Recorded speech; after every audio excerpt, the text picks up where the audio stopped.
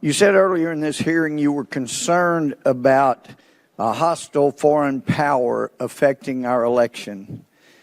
Do you recall the intelligence community Inspector General Chuck McCulloch having an investigation into an anomaly found on Hillary Clinton's emails?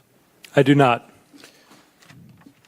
Well, let me refresh your recollection. The intelligence community Inspector General Chuck McCulloch sent his investigator, Frank Rucker, along with an IG attorney, Jeanette McMillan, to brief you and Dean Chappelle and two other FBI personnel that I won't name at this time about an anomaly they had found on Hillary Clinton's emails that were going to and from the private unauthorized server that you were supposed to be investigating. Now, do you remember it?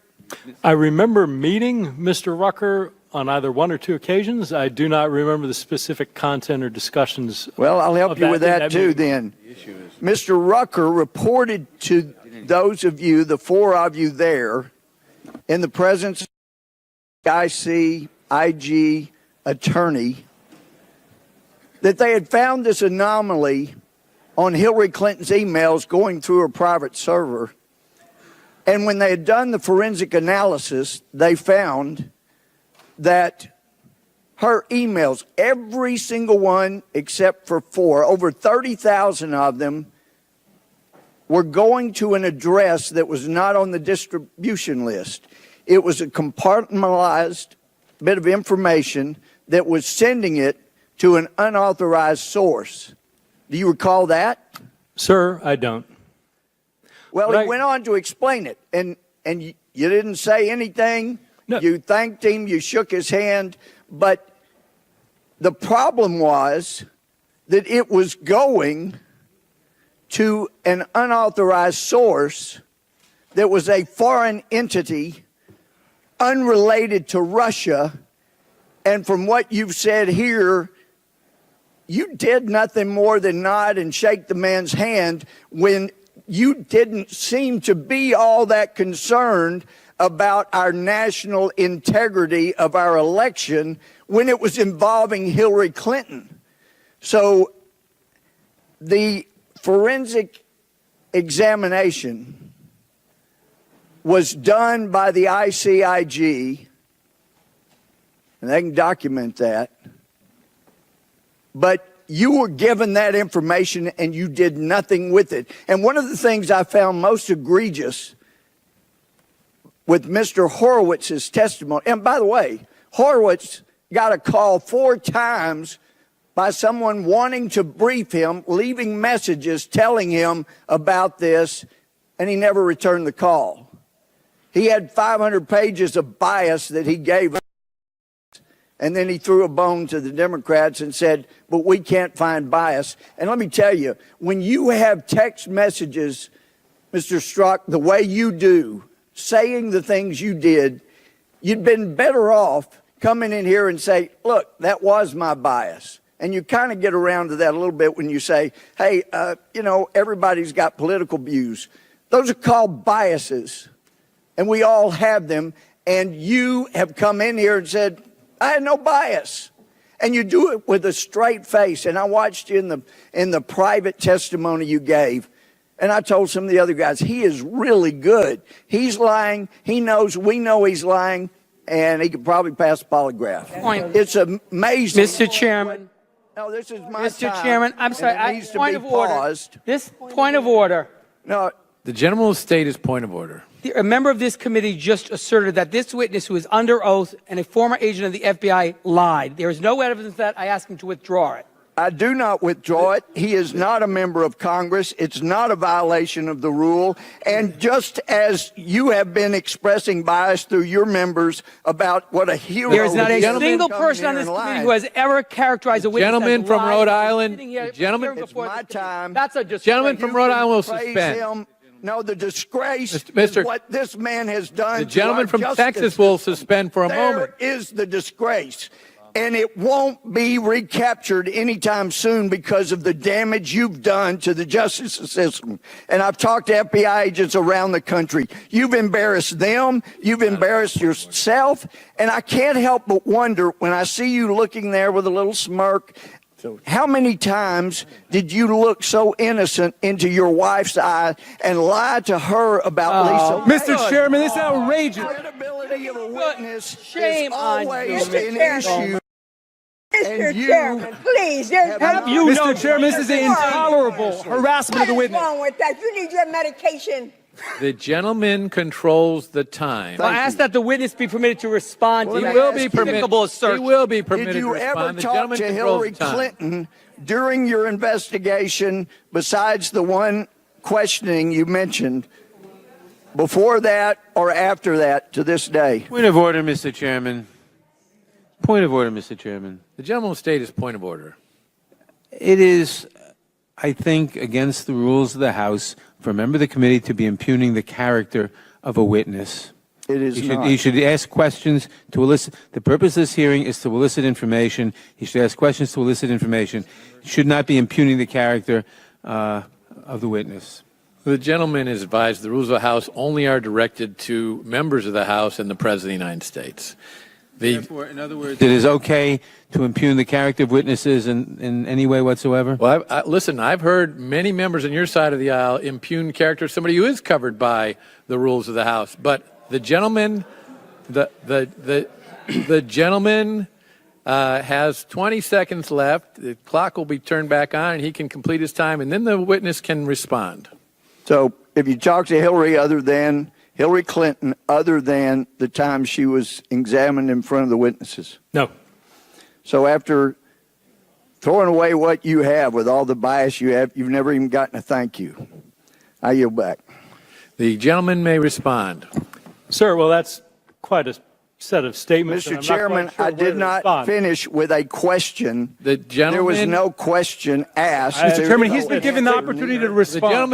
gentleman will suspend. The time of the gentleman has expired, and as I've indicated The rules earlier, of our hearings are if there is a question asked during the time, the witness to respond to the question witness after is- the time. the witness is going to be allowed to respond briefly. That's a new rule.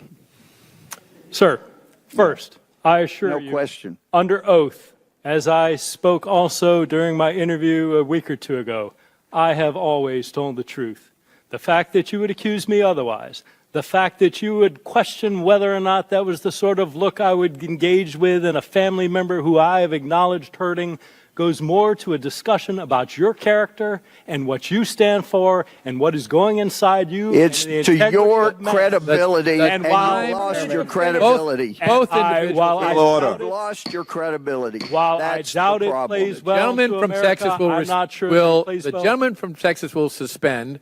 The witness has had ample opportunity to express his feelings about that, and now the chair recognizes the Mr. Chairman, there is a Joyce. discussion about the representative's first assertion about what the ICIG said that I would like to respond to. Very briefly. Very briefly, I have no recollection of that conversation. I can tell you I am not a computer forensic expert. I can tell you that every allegation that we had, and ICIG was a great and close partner, every allegation that we had, whether from them or anybody else, was forwarded to experts who looked at it. The scores and scores of servers and BlackBerries and emails and everything we got were combed over carefully by the FBI's experts to see if there's any indicia of intrusion. But you don't recall The things going you're saying, over sir, those emails, a lot- correct? Much of what Gentlemen you're will saying, I suspend. have no idea what you're talking about, and frankly, And the- this and the spreadsheet witness is will wrong. suspend as well. I do not know what you're talking about. That you is just enough. can't let a witness The- go on forever. the- when the fact is, you never did anything Chairman, about those. order. Correct? Regular order.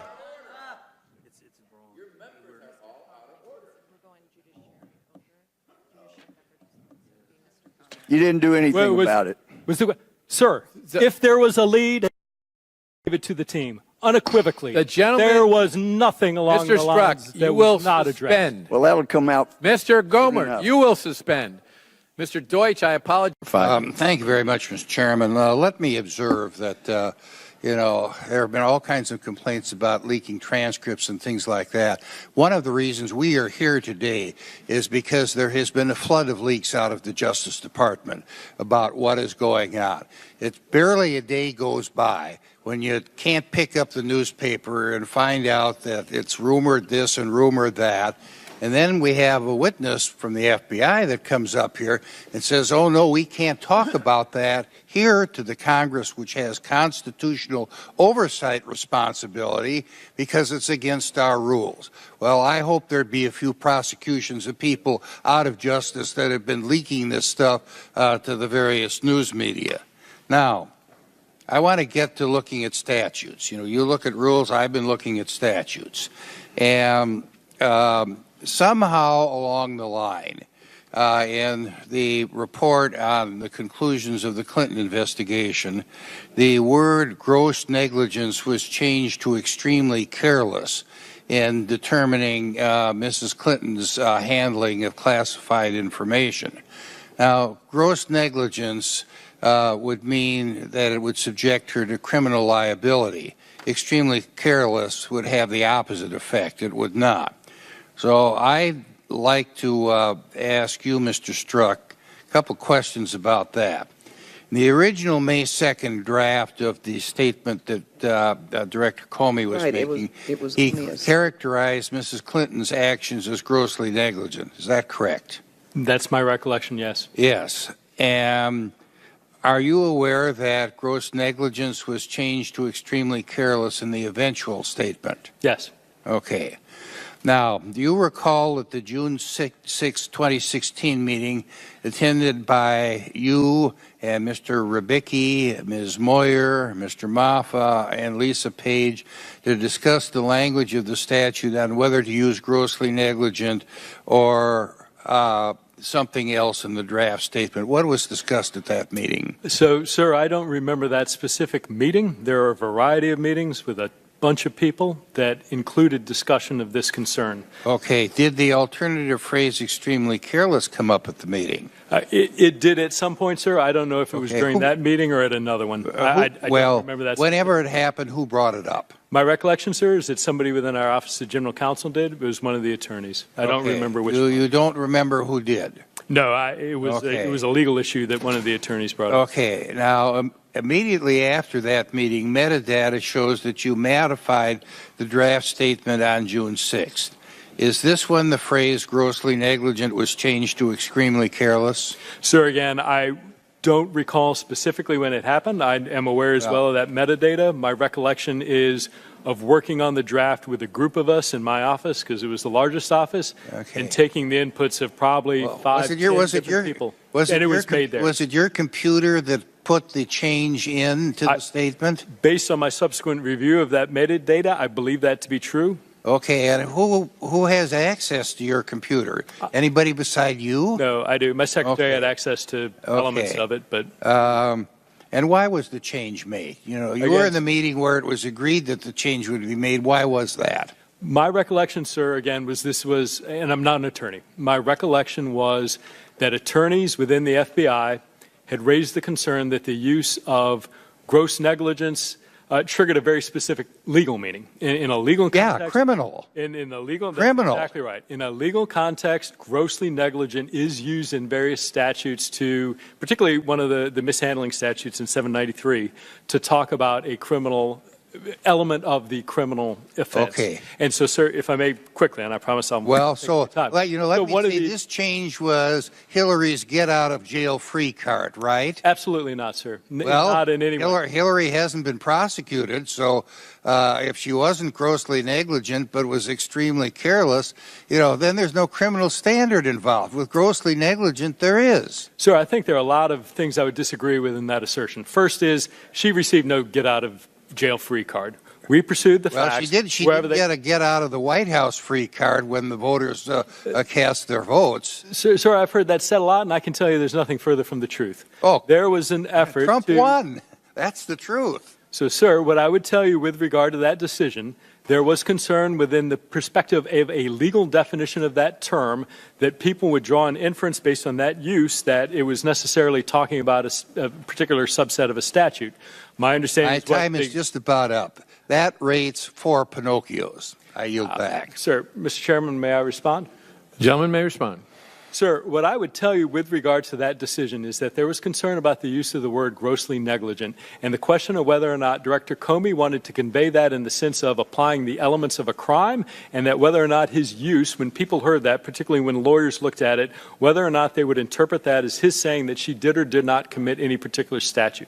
My recollection is that the lawyers, based on that, looking at the use of the word grossly negligent, looking at the way that's been defined, looking at the statute where it occurs, both realized that that was probably not what he wanted to say, and ultimately he made the decision to change that wording and convey what it was he did want to say, and that all of those discussions were generated based on a legal discussion of the use of that term as a legal definition, not as a indicia of violation of any particular statute at all.